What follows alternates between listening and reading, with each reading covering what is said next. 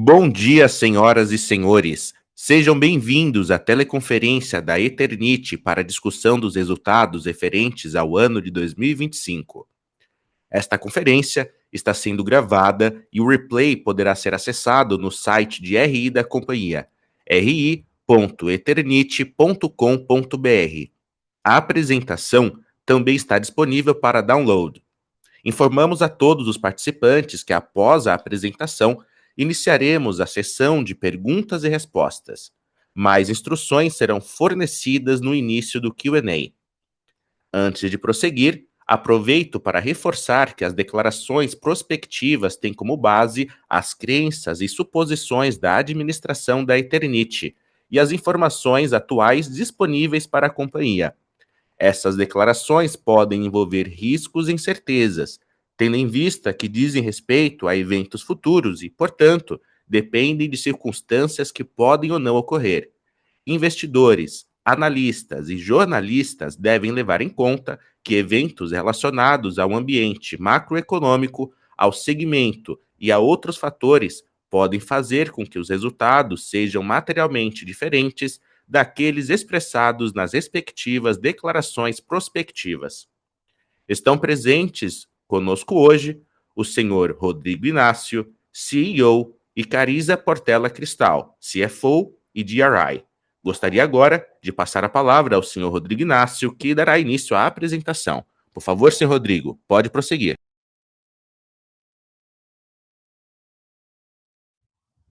Bom dia a todos e obrigado por estarem aqui novamente, acompanhando a nossa conferência de resultado do ano 2025.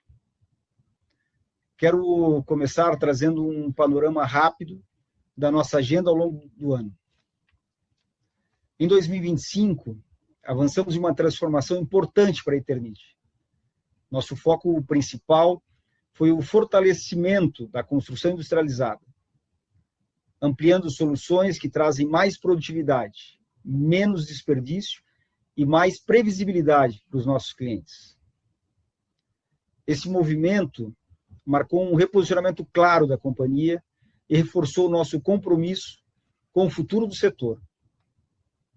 Também evoluímos em governança e eficiência, com marcos como a consolidação da planta de Caucaia, a migração do SAP HANA e a criação do Centro de Serviço Compartilhado, o nosso CSC.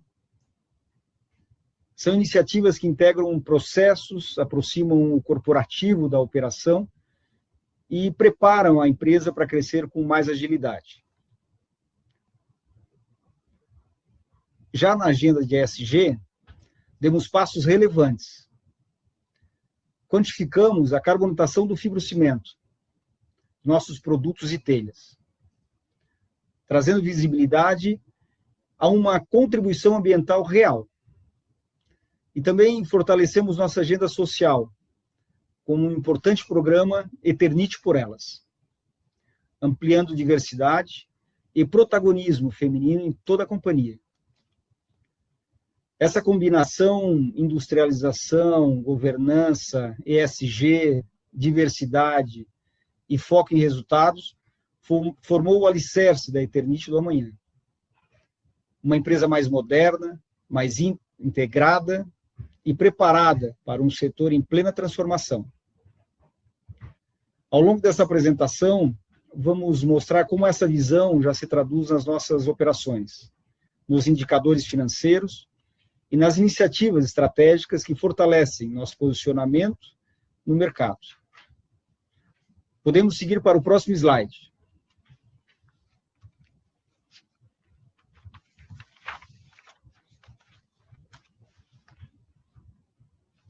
Indo para o slide 4, esse slide eu preparei um panorama bem completo para demonstrar a força do nosso portfólio. Organizei da seguinte forma: na parte de cima, os dados operacionais e na parte de baixo, os dados financeiros. Começo por produtos de fibrocimento, que segue sendo um pilar importante do nosso portfólio. Aqui eu consolido as linhas de produtos de fibrocimento, que são as telhas e construção industrializada. Em 2025, chegamos a 672 mil toneladas, um crescimento de 2,3%. Mesmo num cenário desafiador, o produto continua contribuindo de forma consistente para o desempenho da companhia. E a maior contribuição de construção industrializada dentro desse mix se tornou cada vez mais relevante. Passando para a Crisotila, o desempenho também foi positivo. No acumulado do ano, chegamos em 169 mil toneladas, 1,2% acima de 2024.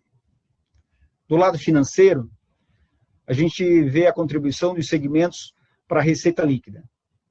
772 milhões vindos do fibrocimento, dos quais 52 advém da construção industrializada. E 373 milhões de Crisotila. Já no caso da Crisotila, o principal desafio foi o mix de preço do produto, além do câmbio, que pressionou as margens, tanto no trimestre quanto no ano. Mesmo com volume sólido, o efeito cambial acabou reduzindo a rentabilidade. Em fibrocimento, tivemos um movimento oposto. O mix mais qualificado, puxado pela construção industrializada, trouxe um ganho importante de margem na contribuição para o lucro bruto. Fibrocimento entregou 95 milhões, com margem de 12 pontos percentuais. Já a Crisotila, apesar dos desafios, contribuiu com 141 milhões, alcançando margem bruta de 38 pontos percentuais. Então, em resumo, esse slide mostra a resiliência do nosso negócio, o avanço das linhas de maior valor agregado e a capacidade da companhia de seguir entregando o crescimento operacional, mesmo em cenários mais desafiadores. Indo agora para o próximo slide. Aqui no slide 5, apresento o panorama financeiro, consolidando os resultados de 2025. A Cariza vai aprofundar cada indicador na sequência, mas antes eu quero ressaltar alguns movimentos que traduzem a evolução da companhia ao longo do ano. Encerramos 2025 com lucro líquido de 49 milhões, um avanço de 26 pontos percentuais em relação a 2024. E também alcançamos 113 milhões de EBITDA, um crescimento de 21% ano contra ano. Outro pilar importante foi a receita líquida, que atingiu 1,2 bilhões. O segmento de fibrocimento, nosso core business, respondeu por 67% do total, demonstrando consistência e relevância dentro do portfólio. Fechamos o ano em 237 milhões no lucro bruto, com margem de 21 pontos percentuais. A variação negativa reflete um cenário de mix de produtos desfavoráveis e câmbio desafiador, que pressionou as margens das exportações ao longo do ano e acabou neutralizando parte dos ganhos operacionais obtidos no mercado doméstico. Diante desse desempenho, a administração aprovou a distribuição de dividendos, referente ao exercício de 2025, no montante de 10,5 milhões. Próximo slide, por favor.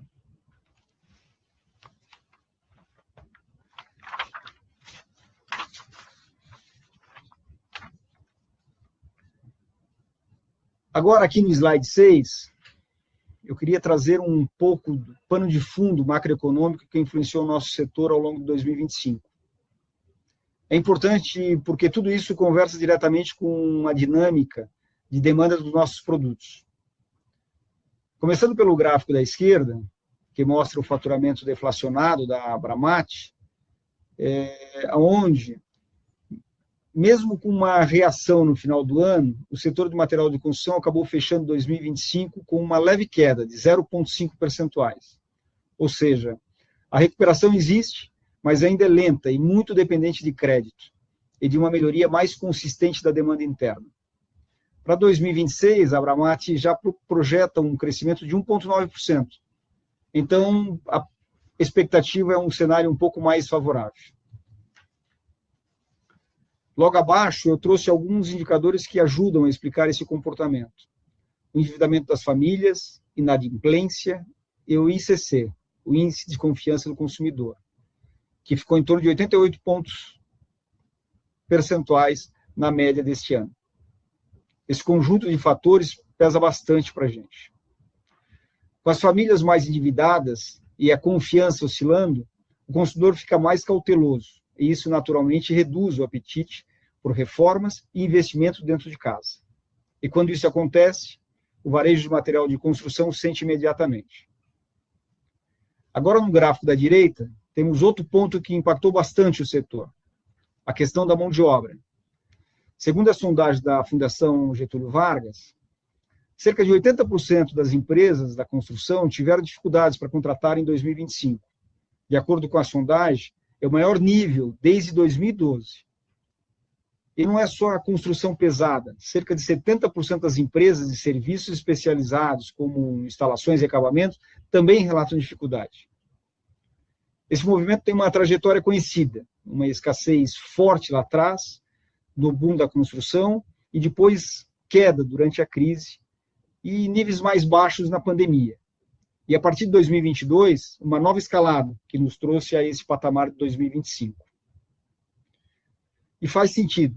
O choque de juros que iniciou em 2024, somado às incertezas globais, trouxe muita cautela à economia.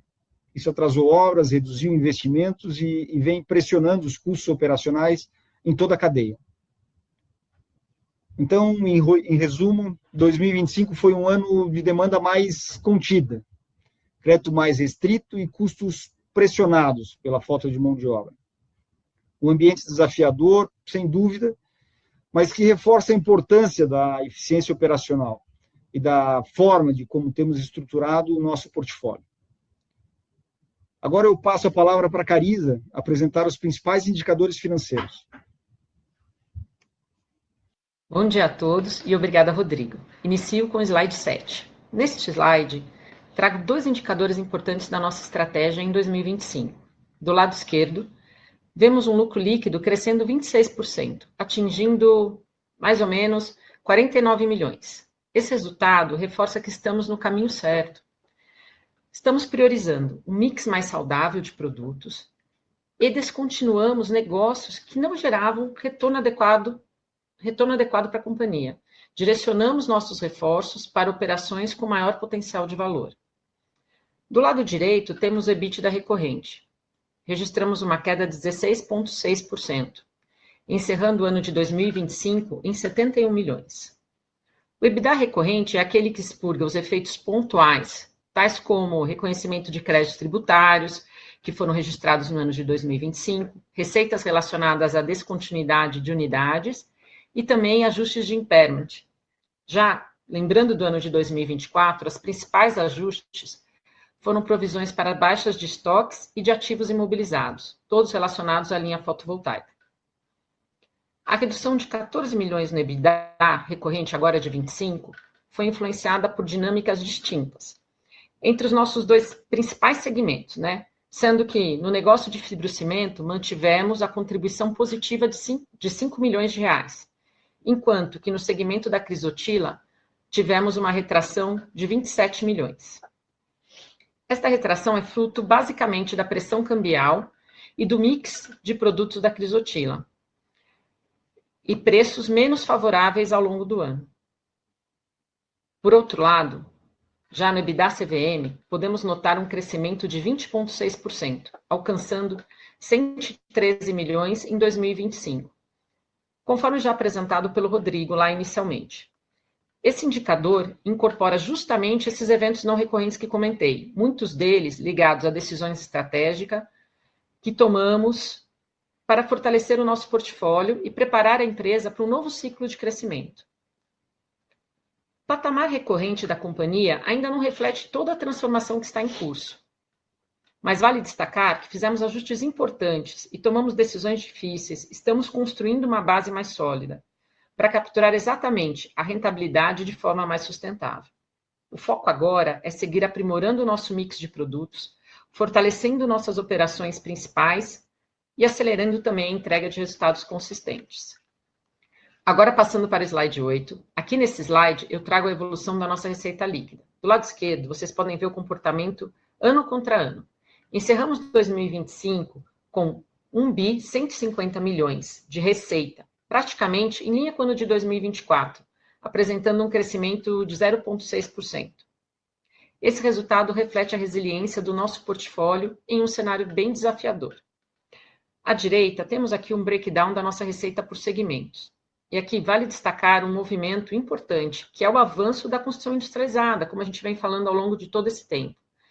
Dentro do segmento de fibrocimento, a construção industrializada vem se mostrando mais forte. Esse é um negócio que já é hoje foco estratégico da companhia e passou de 4% em 2024 para 5% no mix total em 2025. Atualmente, esse negócio representa 7% da receita do próprio fibrocimento, mas no receita consolidada representa 5%. Gosto de destacar este tema porque este é um pilar de crescimento da companhia, que apresenta margens superiores e que reforça a nossa estratégia de capturar valor por meio de soluções de maior complexidade e maior retorno. Esse avanço, ainda que é gradual nesse ano, mostra que estamos direcionando o nosso portfólio para onde queremos estar no futuro. E na sequência, vou aprofundar os demais indicadores financeiros, avançando para lucro bruto e pela dinâmica de despesas e pelos demais elementos que compõem o resultado financeiro da companhia. Passo agora para o slide 9, por favor. No slide 9, trago para vocês a composição do lucro bruto, que saiu de 258 milhões em 2024 para 237 milhões em 2025, com uma redução de 8%. Quando abrimos o lucro bruto por segmento, temos um desempenho positivo no segmento de fibrocimento, que é o nosso segmento core, cujo lucro cresceu 5,7% e alcançou margem de 12,3%. Ao passo que o nosso segmento de crisotila apresentou uma queda de 16,1% no lucro bruto, e a margem recuou 6 pontos percentuais, impactada tanto pela variação cambial quanto pelo mix de produtos e preços menos favoráveis, como eu já comentei. A transformação do mix de produtos está em curso, principalmente no segmento de fibrocimento. A contribuição do fibrocimento para o lucro bruto avança, como vocês podem ver no nosso gráfico de pizza, e a companhia busca ampliar a participação do negócio de fibrocimento através do negócio de construção industrializada. O fibrocimento é um portfólio que está ampliando o mix com foco na entrega de maior rentabilidade. Mesmo em um ambiente desafiador, a companhia demonstrou força para atravessar o ciclo, como vemos comentando. Preservou volumes, manteve as bases necessárias para poder capturar valor quando o cenário se normalizar. Estamos fazendo o que é preciso para que o mix continue evoluindo na direção certa. Próximo slide, por favor. No slide 10, vamos tratar das nossas despesas. Como vocês podem ver no gráfico, o total caiu de 222 milhões em 2024 para 176 milhões em 2025, o que dá uma redução de 21%. Essa queda é influenciada em grande parte por receitas extraordinárias que capturamos oportunidades tributárias e reversões de provisões, mas ao mesmo tempo também reflete um movimento de controle e racionalização dos nossos gastos. Mesmo um ano marcado por ajustes estruturais importantes, conseguimos ter racionalizações.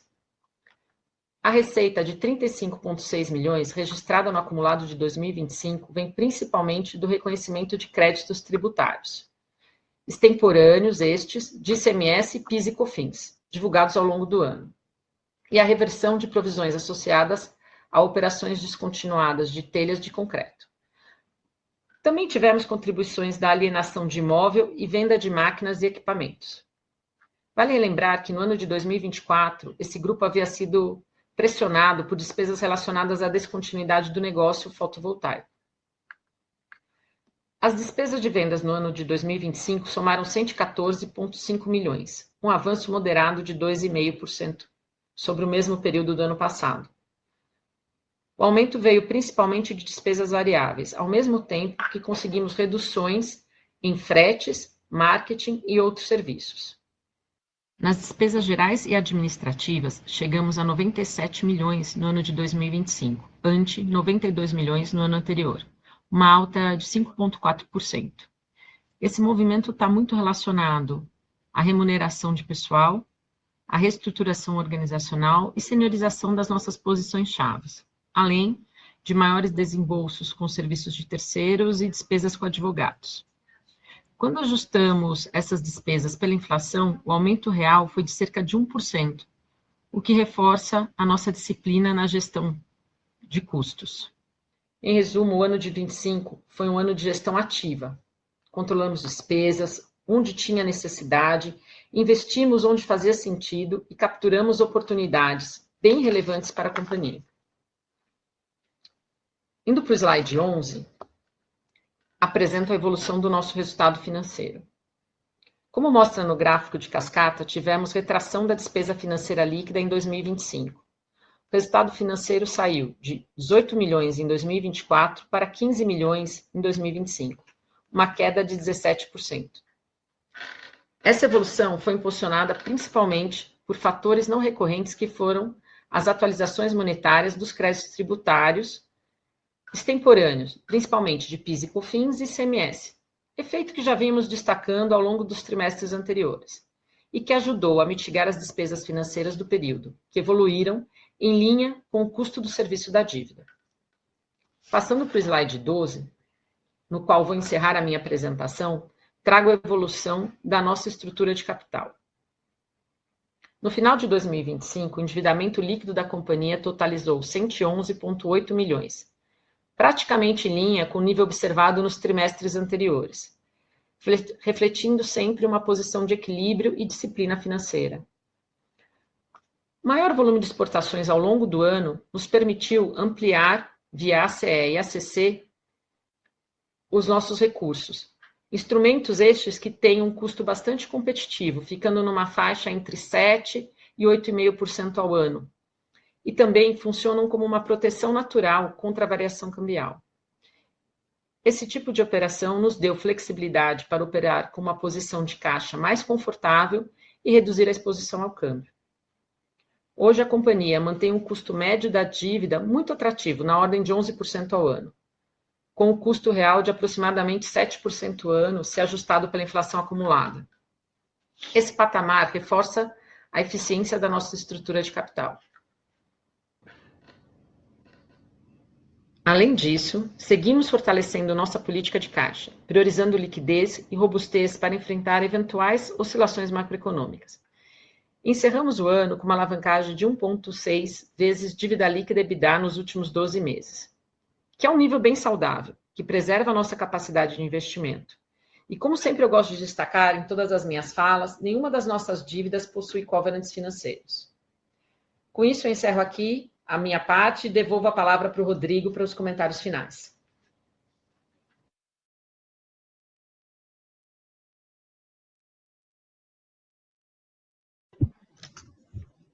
Obrigado, Cariza. Finalizo a apresentação no slide 13, com a nossa agenda já para 2026.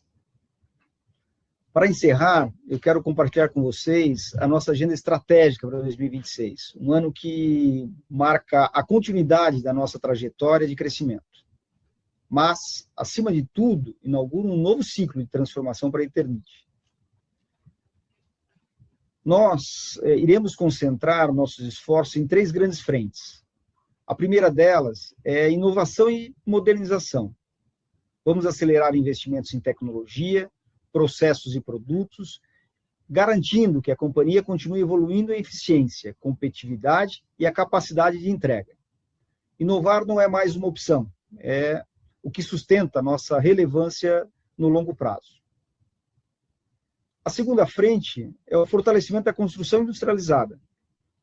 Esse segmento já mostrou-se com grande potencial e será cada vez mais central na nossa estratégia. Ele traz margens superiores e amplia o nosso portfólio de soluções e nos posiciona em um mercado que cresce de forma consistente. Em 2026, vamos intensificar esse movimento, ampliando capacidade, ampliando oferta e capturando novas oportunidades. E a terceira frente é talvez a mais simbólica: pessoas. Estamos iniciando o projeto Habitat Sustentável, que representa muito mais do que a mudança da sede para o interior de São Paulo. É a construção de um novo capítulo da nossa história. Vamos aproximar o corporativo da operação, integrar competências e fortalecer a cultura da companhia e criar um ambiente único, onde a troca, a colaboração e a inovação acontecem naturalmente. É um movimento que reforça quem somos e quem queremos ser. O Habitat Sustentável não é apenas uma obra, é a materialização de uma empresa que se prepara para o futuro, que valoriza suas pessoas e constrói, todos os dias, as bases para a perenidade do negócio. Em 2026, será um ano de execução, de foco e de avanço. Estamos prontos para dar o próximo passo, juntos, com coragem, com disciplina e com a convicção de que o melhor ainda está por vir. Agora passo a palavra ao operador, que dará andamento à sessão de perguntas e respostas. Obrigado. Daremos início à sessão de perguntas e respostas. Pedimos, por gentileza, que se identifiquem e façam todas as perguntas de uma única vez, aguardando a resposta da companhia. Lembrando que, para fazer a pergunta, basta inserir a pergunta no chat do call.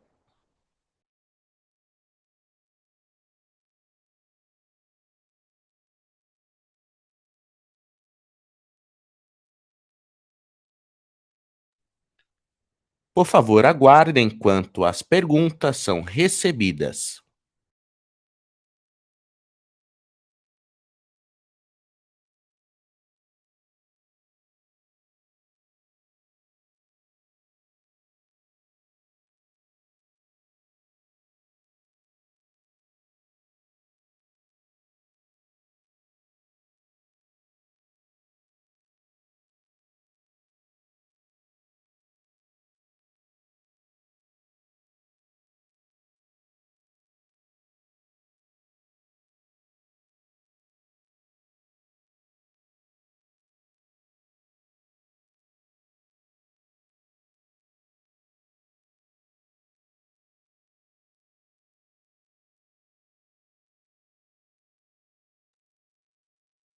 Bom dia. Recebemos a pergunta do investidor. Parabenizo inicialmente a companhia e espero brevemente que os sistemas construtivos se consolidem. Questiono em relação à Sama. Existe alguma possibilidade da Eternit atuar em mineração de terras raras em Goiás?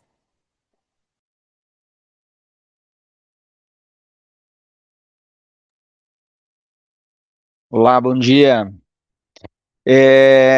A resposta é sim e não. Eu acho que essa é uma pergunta que vem recorrente nos nossos calls de resultado.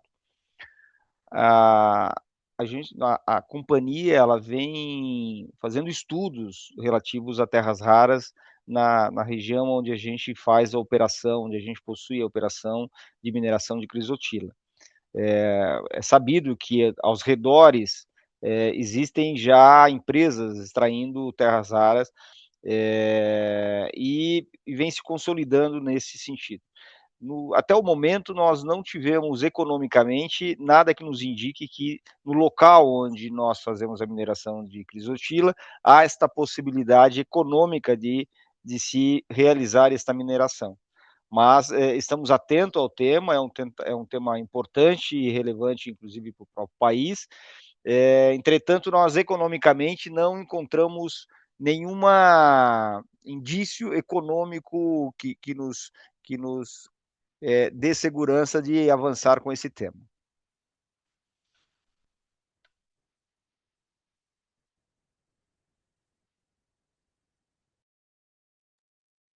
A próxima pergunta vem de outro investidor. Em relação aos sistemas construtivos, existe a intenção da companhia em dialogar com as construtoras que trabalham com Minha Casa Minha Vida para ampliar os números da companhia?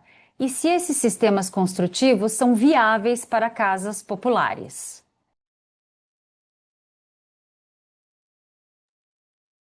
Obrigado pela pergunta. É um tema bastante centrado no nosso principal foco estratégico. A companhia vem desenvolvendo soluções direcionadas a esse setor da construção industrializada. A construção industrializada vem crescendo a um ritmo bastante acelerado nos últimos anos, diferentemente da construção tradicional, que depende fortemente de investimentos do governo, Minha Casa Minha Vida, e é muito pressionado pela taxa de juros que nós possuímos no país hoje. Então, a construção industrializada, ela vai proporcionar à companhia a utilização dos seus ativos, contribuindo com o resultado dela. Então, a gente vem desenvolvendo soluções para atuar conjuntamente com as construtoras, para atuar conjuntamente com os especificadores, no avanço deste modelo construtivo. Então, sim, a resposta vai na direção da pergunta de que a companhia vem desenvolvendo soluções para atuar conjuntamente com esses modelos de especificação e as construtoras que estão realizando hoje, estão atuando hoje nesse setor da construção.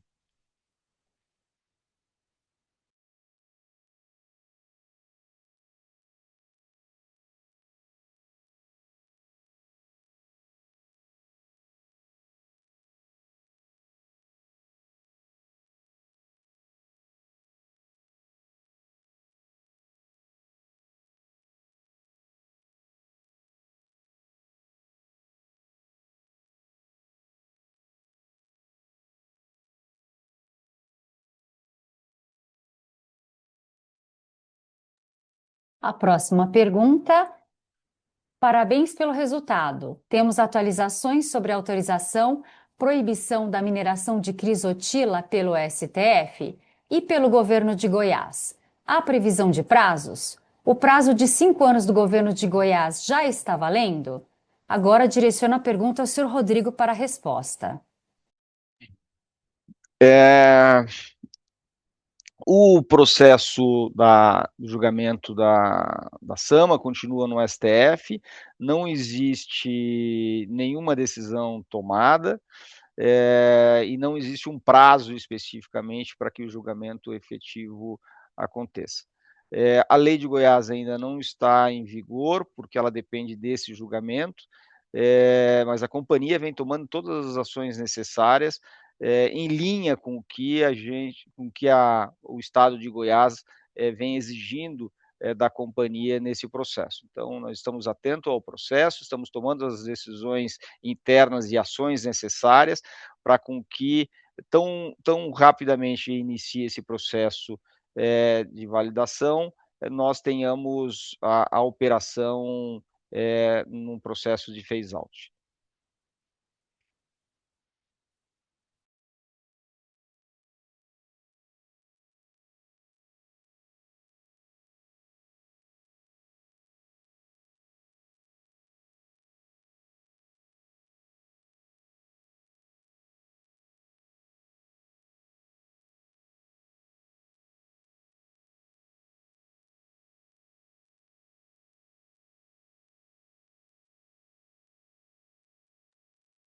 A próxima pergunta.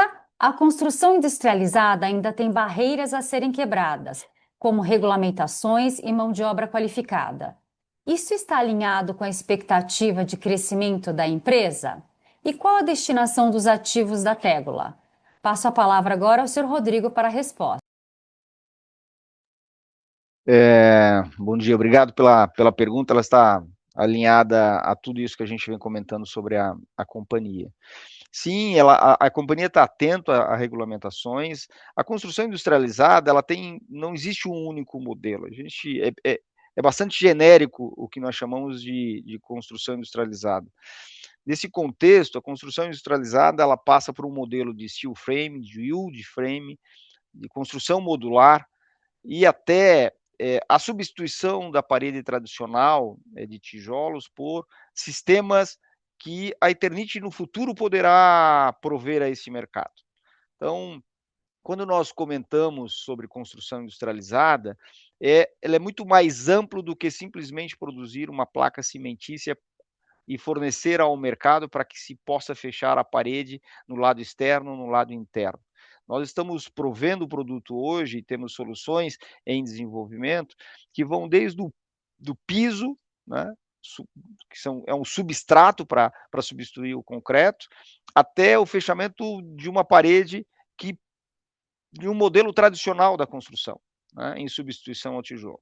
Então, eu diria que a construção industrializada, ela tem um contexto de otimização da mão de obra, de tirar mão de obra do canteiro mão de obra do canteiro de obra e trazer para dentro da organização, dentro da indústria, a otimização desse processo.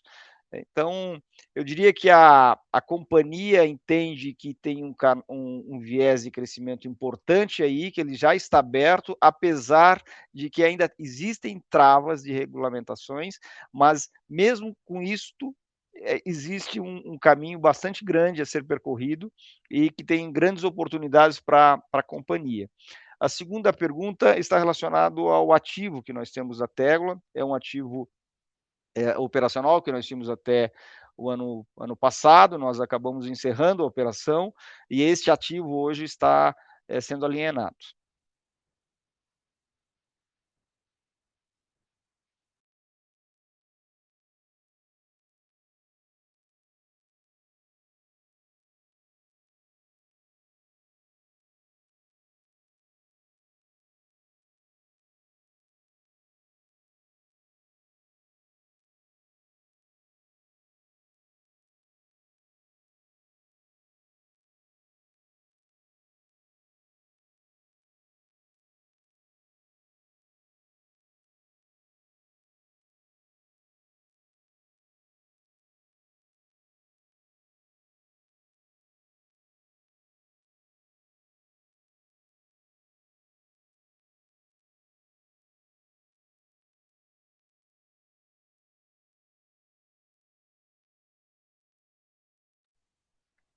Próxima pergunta.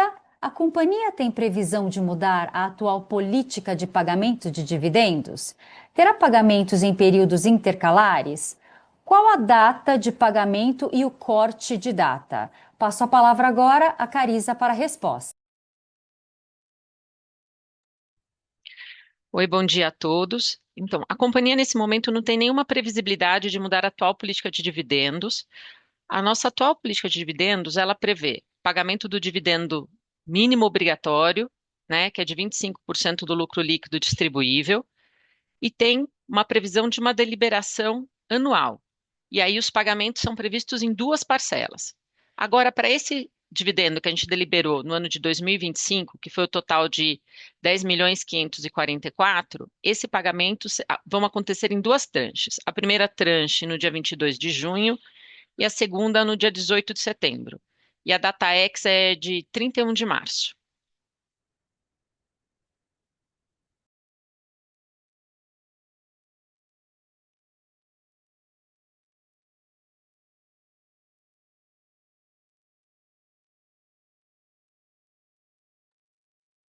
A próxima pergunta. Não entendi o tema da carbonatação. Vocês poderiam dizer se o tema é positivo para a empresa? Passo a palavra ao senhor Rodrigo para a resposta. Agradeço a pergunta, porque ela é um tema bastante relevante para a gente dentro do contexto do SG, do tema SG. A carbonatação, ele é um processo químico natural da característica do produto, né, do cimento, do fibrocimento. Esse processo, ele captura o CO2 da atmosfera. Nós tivemos uma provocação recentemente de um dos nossos conselheiros a respeito do assunto, foi feita uma pesquisa bastante importante em parceria com a Universidade, a USP, né? E essa pesquisa durou mais de um ano, e chegamos à conclusão de que, em equivalente a 2024, para que vocês entendam que quando foi realizado o estudo, os produtos que nós comercializamos em 2024 proporcionaram um sequestro de CO2 equivalente a quase 130 mil toneladas de CO2. Então, ele é muito relevante. Para que vocês tenham uma ideia, esse volume de captura de CO2 equivale a 6 milhões de árvores adultas. Então, ele é um tema relevante, é um tema que coloca a Eternit dentro desse ambiente de ESG bem posicionado e é pró ao meio ambiente, né? Então, eu diria que nossos produtos, além de trazer o conforto para o lar das pessoas, segurança, ela também tem um papel importante para a cadeia de captura de CO2. Então, esse é um tema que a gente vem estudando com bastante carinho e vem divulgando, porque ele é um fato importante dentro do setor.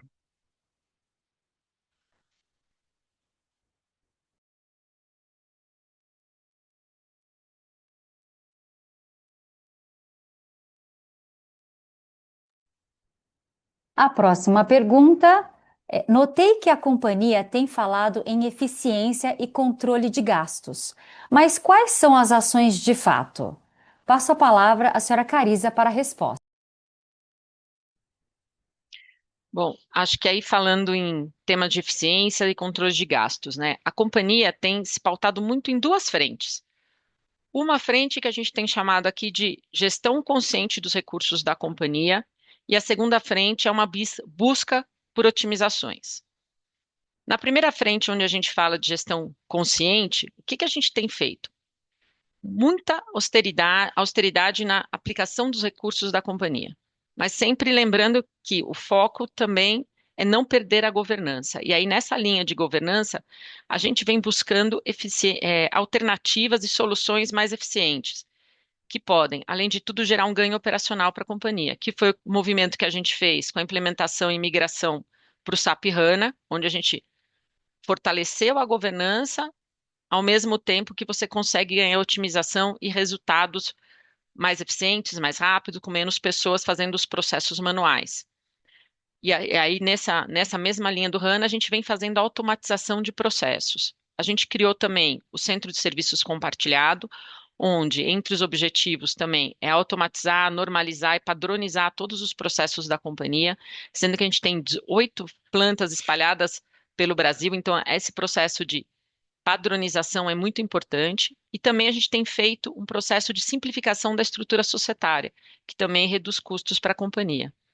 Acho que nessa linha de mudança, eu ainda destaco a nossa mudança da sede, né? Como o Rodrigo bem comentou na apresentação, indo para Hortolândia. Isso também traz sinergia tanto de pessoas quanto de custos para a companhia, que a gente está indo agora de uma sede alugada para uma sede própria.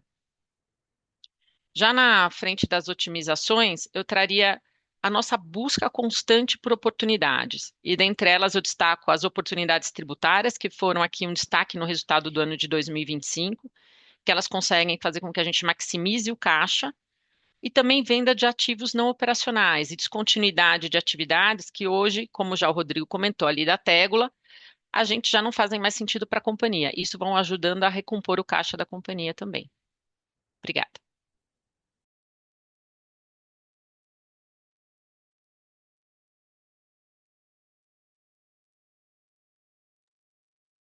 A próxima pergunta: a Eternit consegue transformar seus parques fabris para essa revolução sem grandes custos? Ou será necessário novos padrões e pesados investimentos? Passo a palavra agora ao senhor Rodrigo para a resposta. Obrigado aí pela pergunta, e está totalmente alinhado. Também a construção industrializada, entendo que essa é o foco da pergunta. A grande beleza desse segmento para a gente é o entendimento de que nós estamos aproveitando o nosso parque fabril, estamos aproveitando a nossa expertise em suprimentos, porque o principal insumo dos produtos destas linhas de produto desse segmento a base é o cimento, que é o que nós utilizamos para as telhas de fibrocimento, e temos o desenvolvimento do canal. Então, nós estamos com os 3 principais pilares, que é a indústria, suprimentos e o mercadológico, alinhados com as nossas estratégias. O Parque Fabril da Eternit, hoje, ela é composta por 6 plantas espalhadas no Brasil, Paraná, São Paulo, Rio, Goiás, Bahia e Ceará de fibrocimento, com 14 máquinas. E nós, para convertermos uma máquina dessa, o investimento é relativamente pequeno. Então, o aproveitamento desses ativos, elas são totais. O grande desafio que nós temos aqui, mais do que o desenvolvimento, a conversão desses equipamentos, dessas linhas produtivas, é o desenvolvimento de soluções de produtos. Né? Você vai hoje para uma Europa, para os Estados Unidos, que já utilizam soluções alinhadas com este caminho da construção industrializada, você encontra produtos com acabamentos diversos. Então, um grande desafio que nós temos é conseguir aqui internamente também fazer o desenvolvimento desses produtos. São produtos que no futuro podem substituir a madeira, né? Onde você tem um acabamento já posto na superfície quando você está instalando uma solução de acabamento já final. Então, nós entendemos que isso é possível, o investimento não é relativamente alto e nós estamos indo neste caminho. Então, a resposta é: o grande investimento já está posto, que são os ativos de fabricação, as linhas produtivas de telhas, e essas linhas podem ser convertidas, sim, em produtos para a construção industrializada.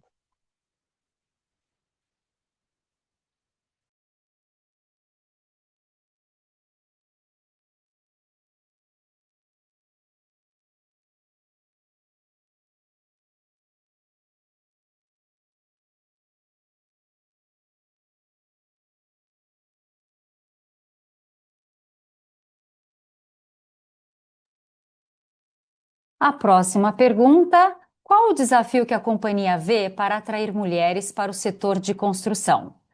Vou passar a resposta agora para o senhor Rodrigo e depois para a senhora Cariza.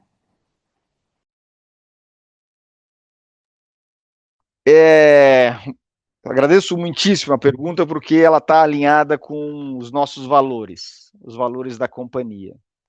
A gente vem desenvolvendo um trabalho bastante importante dentro da companhia. Nossa empresa, ela é uma empresa de material de construção, e você tem uma indústria e você tem bastante dificuldades de atrair mulheres para trabalhar no dia a dia da operação industrial. Né? São equipamentos mais pesados, então você tem uma dificuldade de atrair. Nós, apesar de fazermos todos os esforços possíveis, a gente vem desenvolvendo um trabalho já há algum tempo e a gente fica muito feliz que a gente está conseguindo atrair esse movimento, criar esse movimento que está alinhado com os nossos valores. Né? Fizemos uma parceria com o Instituto Nós por Elas e criamos aqui um projeto Eternite por Elas. Né? A Cariza, que está com a gente aqui na conferência, nossa CFO, a nossa representante dentro da diretoria, dentro do executivo,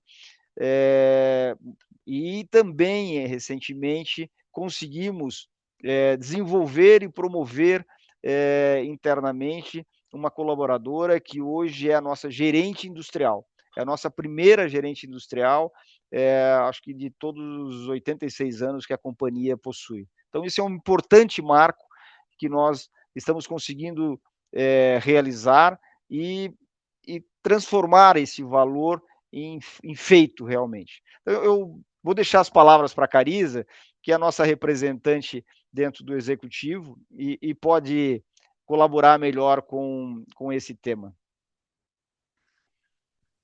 Obrigada, Rodrigo, obrigada pelas palavras, mas de fato, é um desafio, né? A gente vê isso como um desafio e por isso acho que a importância da conscientização da companhia e de ter esse projeto Eternite por Elas, que a gente lançou esse ano, e é um projeto muito interessante, que tem uma parceria também com o Instituto Nós por Elas. Eu comento que hoje, olhando no setor, só 10% da força formal de trabalho é constituída por mulheres, isso não dentro da Eternit, mas no setor de construção como um todo, né? E aí, então, daí mostra o desafio, que não é um desafio para a Eternit, mas de todo. Mas a gente está, de fato, empenhado no tema da diversidade e inclusão de gênero. E aí, no nosso projeto, né, de Eternit por Elas, a gente já assumiu um compromisso de alcançar 20% do quadro total de colaboradores sendo representados por mulheres e 15% dos cargos de liderança, os cargos de liderança até o ano de 2030. Então, esse é um compromisso importante, desafiador para a companhia, mas a gente tem feito um processo gradativo e que tem, obviamente, não é só um compromisso, ele tem ações práticas, né? Então, a gente tem 3 eixos já nesse nosso projeto. Um deles é a cultura organizacional mais inclusiva, garantir que não existem barreiras nesse processo. Outro é o desenvolvimento e capacitação de todas as nossas colaboradoras. E um muito importante e simbólico é a formação de futuras lideranças femininas. Então, a gente vem trabalhando nessas 3 frentes para garantir, né, esse nosso marco de 2030 seja alcançado. Obrigada.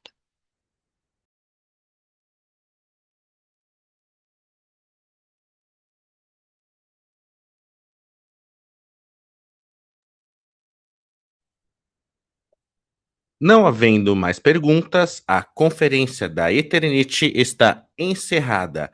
Agradecemos a participação de todos.